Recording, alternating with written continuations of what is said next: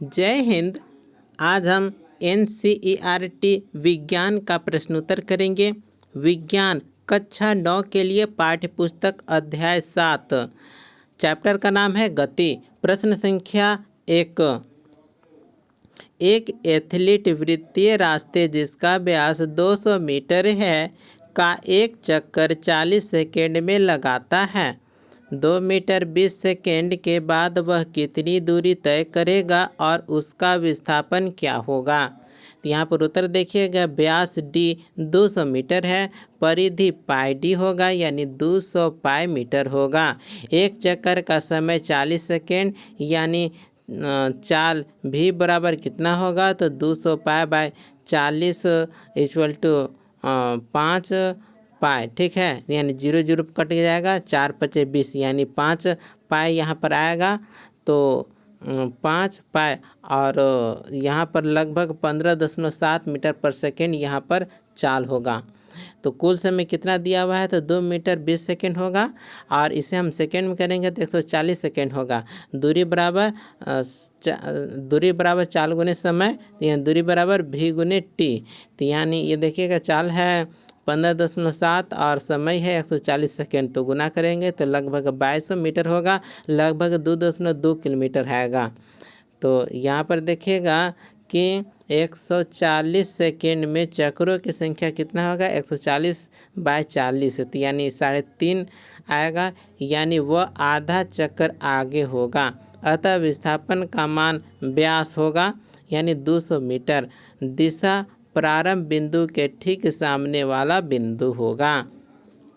प्रश्न संख्या 3। प्रश्न संख्या 2 प्रश्न है, 300 मीटर सीधे रास्ते पर जोसेफ जॉगिंग करता हुआ 2 मिनट 50 सेकेंड में एक सिरे ए से दूसरे सिरे बी पर पहुंचता है और घूमकर 1 मिनट में 100 मीटर पीछे बिंदु सी पर पहुंचता है। जोसेफ की औसत चाल और औसत वेग क्या होंगे। ए सिरे ए से सिरे बी तक। तो यहाँ पर देखिएगा, ए नंबर का यहाँ पर उत्तर है, यानी ए से बी तक जाने के लिए देखिएगा दूरी हो गया 300 मीटर, समय 2 मिनट 50 सेकेंड, और इसे पूरा सेकेंड में करेंगे तो 170 सेकेंड आएगा। औसत चाल 130 बटे 170, चाल बराबर दूरी बटे समय होता है ना, तो औसत चाल 300 बटे 170, तो लगभग 1.76 मीटर पर सेकेंड आएगा।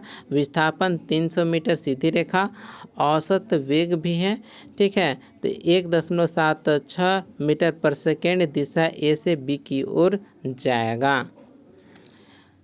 अब बी देखिए, बी है ए से सी की ओर, बी तक जाकर, ठीक है, सी तक जाना, तो कुल है 100 मीटर है लौटकर।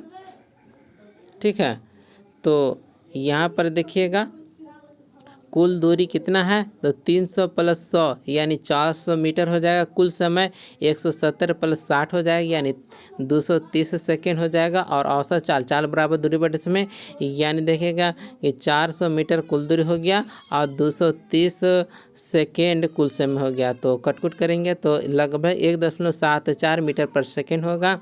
कुल विस्थापन ए से सी तक 200 मीटर है, क्योंकि 300 में से 100 मीटर वापस आया है।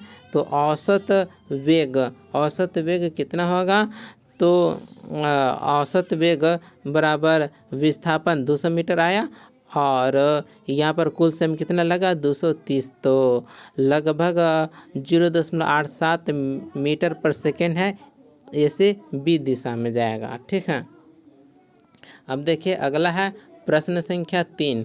प्रश्न है आप लोगों के सामने कि अब्दुल गाड़ी से स्कूल जाने में औसत चाल 20 मीटर तो पर आवर पाता है। ठीक है, लौटते समय औसत चाल 40 किलोमीटर पर आवर है, मार्ग समान है, पूरी यात्रा की औसत चाल क्या है। ठीक है, तो हम यहाँ पर औसत चाल जानेंगे।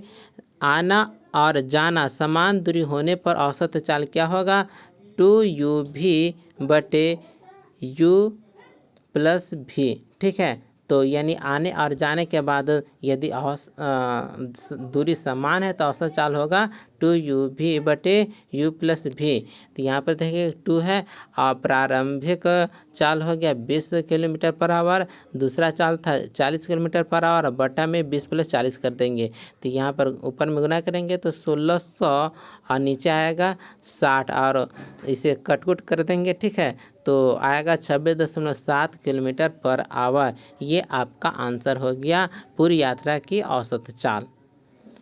प्रश्न संख्या 4 प्रश्न है आप लोगों के सामने कि कोई मोटर बोट विरामावस्था से 3 मीटर पर सेकेंड स्क्वायर के नियत त्वरण से 8 सेकेंड तक चलती है, इस अंतराल में कितनी दूरी तय करेगी। यहाँ पर उत्तर देखिएगा प्रारंभिक वेग कितना हुआ तो 0 है और ये हो गया एक्सलेरेशन त्वरण हो गया 3 मीटर पर सेकेंड स्क्वायर और समय कितना लगा 8 सेकेंड। तो दूरी का फॉर्मूला होगा हाफ AT², ठीक है, तो दूरी का होता है S = UT + हाफ AT²। चूँकि प्रारंभिक वेग 0 है तो U 0 तो T भी 0 हो जाएगा, ठीक है, तो यही फार्मूला हो जाएगा S = UT + half AT²। U 0 है इसलिए UT 0 हो जाएगा। देखिएगा हाफ है, ए हो गया 3 और समय है 8 तो गुना करेंगे तो हो जाएगा 96 मीटर। आप इसे नोट डाउन कर लीजिए।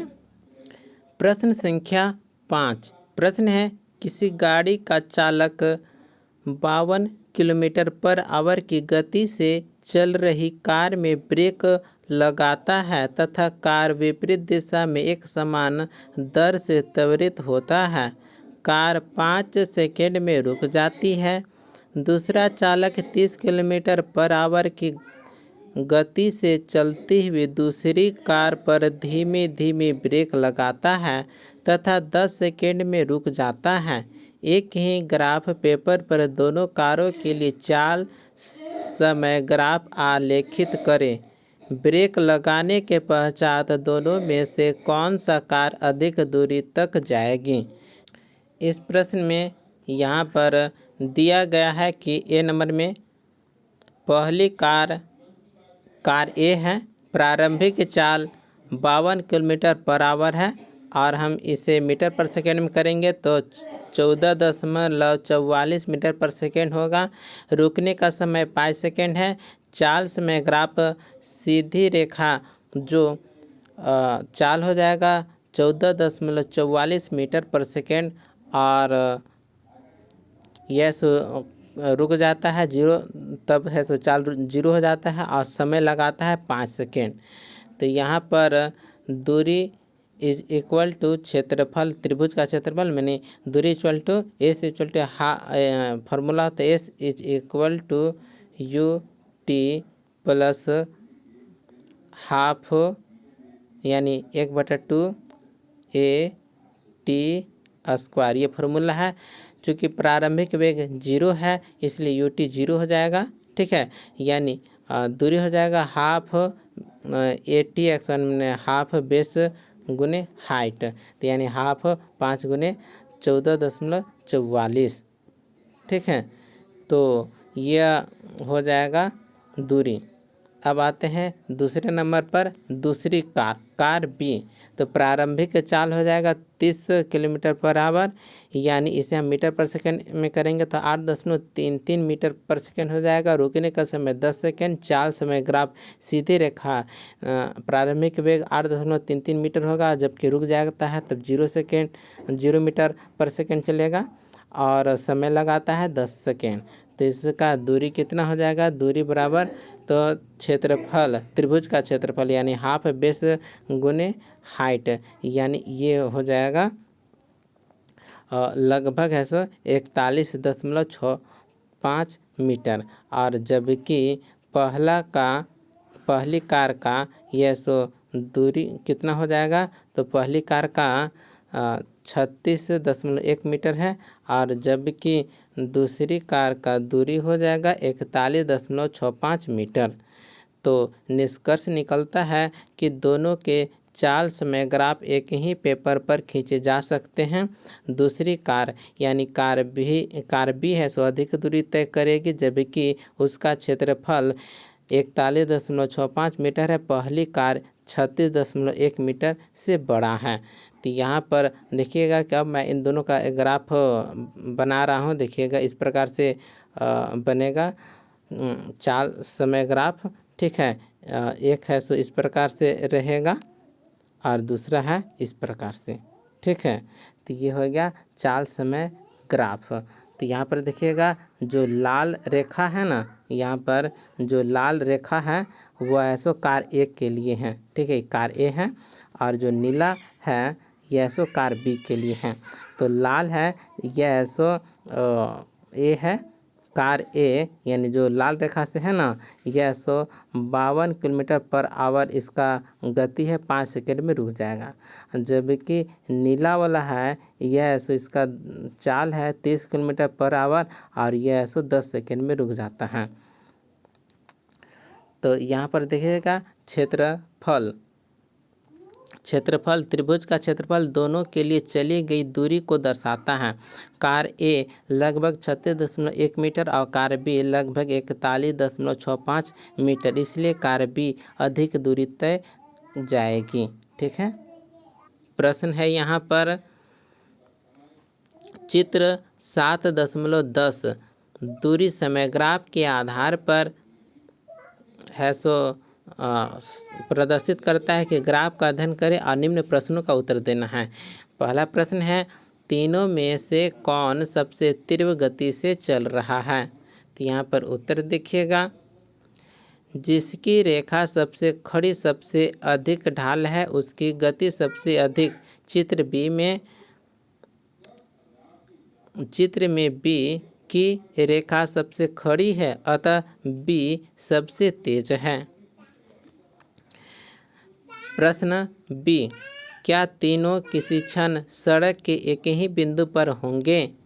तो यहाँ पर उत्तर होगा हाँ, तीनों रेखाएं एक बिंदु पर मिलती दिखती है, लगभग t1 आवर में और दूरी 10 किलोमीटर पर इसलिए वे उस क्षण एक ही स्थान पर होंगे।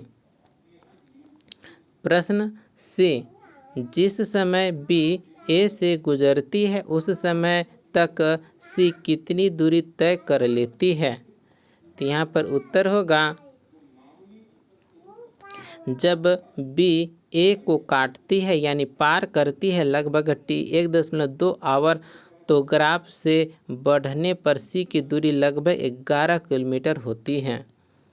प्रश्न डी, जिस समय बी सी से गुजरती है उस समय तक यह बी कितनी दूरी तय कर लेती है।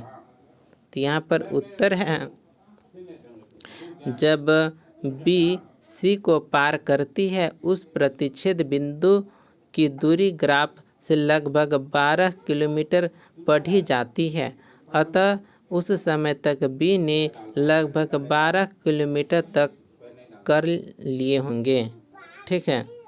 अब आते हैं प्रश्न संख्या 7 की ओर। प्रश्न है आप लोगों के सामने कि 20 मीटर ऊंचाई से एक गेंद गिराई जाती है, यदि त्वरण 10 मीटर पर सेकंड एक्सपायर है तो यह किस वेग से धरातल से टकराएगी और कितना समय लेगी। तो यहाँ पर देखिएगा कि प्रारंभिक वेग 0 है और त्वरण क्या है, तो त्वरण 10 मीटर पर सेकंड एक्सपायर है और समय है 20 सेकेंड लगा 20 मीटर है। दूरी कितना है, ऊंचाई हो गया तो 20 मीटर है गया। तो यहाँ पर फार्मूला देखिएगा कि v(x)² = u(x)r + 2as, यह फार्मूला याद कर लीजिएगा। तो यहाँ पर देखिएगा कि u कितना है 0, तो u(x)r भी 0 हो जाएगा, 2 के जगह पर 2, a के जगह पर 10 और s दूरी कितना होगा कि 20 और ऐसे गुना करेंगे तो आ जाएगा 400 आ जाएगा v(x)r। तो v कितना हो जाएगा, तो 400 में रूट करेंगे अंडर रूट तो हो जाएगा 20 मीटर पर सेकेंड है सो v हुआ। तो अब हम जानेंगे कि दूरी कितना हो जाएगा। तो S equal to U T, तो है क्या, प्लस हाफ एटी एक्स वार होता है। S equal to U T plus half AT एक्स वार होता है। तो यहाँ पर यू जीरो है, इसलिए फार्मूला होगा S equal to half A T square. तो यहाँ पर देखिएगा यहाँ पर समय 2 सेकेंड आ जाएगा। तो वेग 20 मीटर पर सेकेंड और समय 2 सेकेंड हुआ। ये आप नोट डाउन कर लीजिए।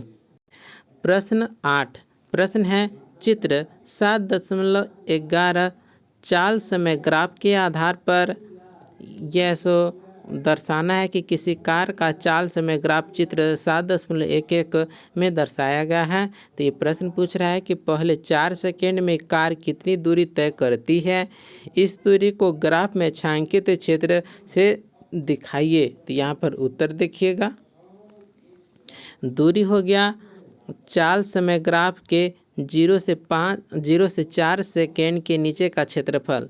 ग्राफ से समय 4 सेकेंड पर चाल लगभग 6.2 मीटर पर सेकेंड पड़ती है। अनुमान ट्रापेजियम नियम औसत चाल हो जाएगा लगभग 3.1 मीटर पर सेकेंड। तो दूरी कितना हो जाएगा, दूरी 3.1 को गुने 4 करेंगे तो 12.4 मीटर होगा, लगभग 12-13 मीटर हो जाएगा। ठीक है। तो ग्राफ का समतल क्षैतिज भाग लगभग कितना हो जाएगा, तो समय 6 सेकेंड से 10 सेकेंड तक एक समान गति को दर्शाता है। तो चाल लगभग 6.5 से 6.7 मीटर पर सेकेंड होगा। ठीक है। अगला है प्रश्न संख्या 9। प्रश्न है निम्न में से कौन सी अवस्थाएं संभव है, प्रत्येक का एक उदाहरण दीजिए। ए, कोई वस्तु जिसका त्वरण नियत हो परंतु वेग शून्य हो। तो उत्तर होगा कि संभव है ऊपर फेंकी गेंद सबसे ऊंचे बिंदु पर क्षण भर के लिए वेग 0 होता है पर त्वरण सदैव जे यानी नियत रहता है। बी, कोई त्वरित वस्तु एक समान चाल से गति कर रही हो। तो संभव हो सकता है वृत्तीय गति में चाल स्पीड नियत रहती है पर दिशा बदलती रहती है, इसलिए केंद्राभिमुख त्वरण रहता है। प्रश्न सी, कोई वस्तु किसी निश्चित दिशा में गति कर रही हो तथा त्वरण उसके लंबवत हो। तो उत्तर होगा संभव है क्षण भर के लिए। प्रक्षेप्य प्रोजेक्टाइल की चोटी पर वेग क्षैतिज दिशा में होता है और त्वरण जी नीचे उसके लंबवत होता है। इसी तरह समान चुंबकीय क्षेत्र में आवेशित कण का त्वरण वेग के लंबवत होता है। प्रश्न 10 प्रश्न है एक कृत्रिम उपग्रह 42,250 किलोमीटर त्रिज्या की वृत्ताकार कक्षा में 24 घंटे में पृथ्वी की परिक्रमा करता है, उसकी चाल ज्ञात कीजिए। तो यहाँ पर उत्तर होगा कि v इक्वल टू 2πr/t। तो ये फार्मूला है। तो यहाँ पर देखिएगा 2π लिख देंगे, r के जगह पर कितना हो जाएगा, तो 42,250 गुने 10⁻³ मीटर और समय हो जाएगा 24 घंटा नहीं तो 24 गुने 3600 सेकेंड में कर देंगे। तो यहाँ पर देखिएगा कटकुट करेंगे तो आंसर हो जाएगा 3.07 गुने 10⁻³ मीटर पर सेकेंड। तो लगभग कितना आ जाएगा 3.1 किलोमीटर पर सेकेंड। तो यह आपका आंसर होगा। इसी प्रकार से प्रश्न उत्तर यहीं पर कंप्लीट होता है। मिलते हैं अगले वीडियो में। धन्यवाद।